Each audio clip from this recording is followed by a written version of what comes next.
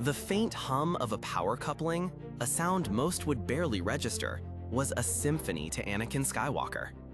His small hands, grimy with grease and the dust of Tatooine, moved with a certainty that defied his age. There, splayed before him in the blistering heat of the twin suns, lay the disassembled components of a scrapped service droid. It was a mess of wires, circuits, and dented plating, yet Anakin saw not chaos, but a puzzle with an elegant solution. His brow furrowed in concentration, not from struggle, but from an almost preternatural focus as he traced a fault line with a greasy finger, feeling the subtle wrongness in its flow. This was his world, this intimate dance with machinery, long before he ever picked up a lightsaber. This was where his true genius first blossomed. For a slave boy on a desolate, sand-choked planet, Anakin Skywalker's mechanical aptitude was nothing short of miraculous.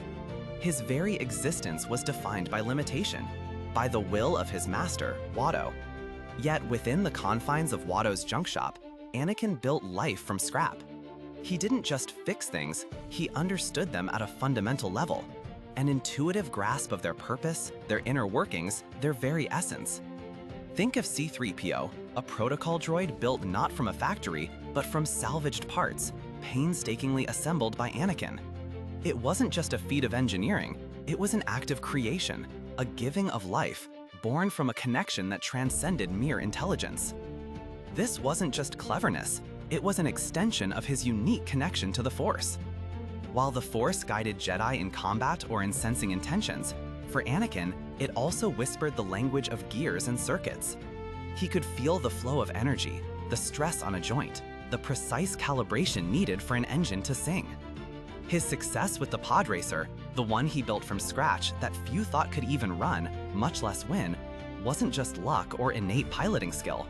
It was the culmination of countless hours of intuitive engineering, a direct conversation between his Force-attuned mind and the very metal he shaped. He didn't just see the schematics, he felt them. He didn't just repair, he understood the inherent harmony or disharmony within a machine. It was as if the Force itself was a grand cosmic blueprint, and Anakin could simply read its lines in the mundane world of nuts and bolts. As Anakin left Tatooine and began his training as a Jedi, the overt need for these mechanical skills receded. His focus shifted to lightsaber forms, to the living Force, to diplomacy, and the grand tapestry of the Republic. He was no longer the boy who had to fix everything to survive. His hands, once calloused from wrenches and wires, now held the elegant hilt of a lightsaber. Yet even in the midst of his Jedi duties, one can imagine a subtle itch, an unspoken longing for the tangible, the solvable problems of the mechanical world. Occasionally, we would see glimpses of this old self, tinkering with his starfighter, making precise adjustments, a familiar comfort in the hum of machinery. These weren't just practical tasks, they were moments of quiet reflection, a return to the roots of his understanding. And then, the ultimate transformation. Anakin Skywalker became Darth Vader, a being of pure will and despair, encased in a life-sustaining suit, a machine himself. In this new, terrifying form, the grand pursuits of galactic conquest and enforcing the Emperor's will consumed him. The days of personally fixing a droid or tuning an engine seemed distant, irrelevant.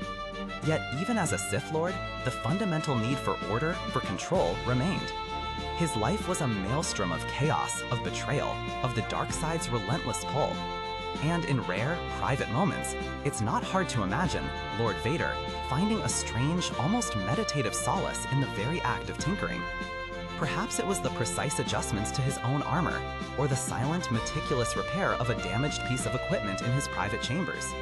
For a man constantly fighting the inner demons of his past and the external chaos of the galaxy, the act of taking something broken and making it whole again, of imposing order on mechanical disorder, must have been a profound form of meditation. It was a connection to his old self, the boy who found peace in the tangible, the solvable. It was a way to find control in a life that had spiraled so terribly out of it. Each click of a wrench, each perfectly aligned circuit, was a small victory against the chaos, a whisper from the intuitive Force connection that never truly left him. It was a grounding presence, a reminder of the raw, untainted genius that lay beneath layers of pain and darkness. This practical genius was not merely a skill. It was a fundamental part of who Anakin Skywalker truly was. He was a paradox, a warrior poet with the hands of an engineer. His connection to the Force was not just about cosmic power, but about understanding the very fabric of existence, from the grand movements of planets to the delicate interplay of cogs and wires.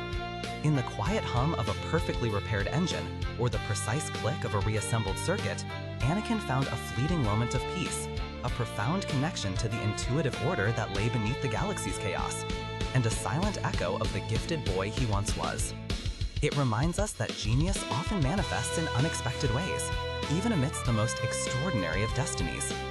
What unique skills or unexpected passions do you think define some of your favorite characters? Or perhaps, what seemingly small acts of creation or repair bring you a sense of quiet calm amidst your own daily chaos? Share your thoughts in the comments below, and if you enjoyed this journey into Anakin's mechanical mind, consider subscribing or following for more explorations into the fascinating depths of the Star Wars universe. Until next time, may the Force be with you.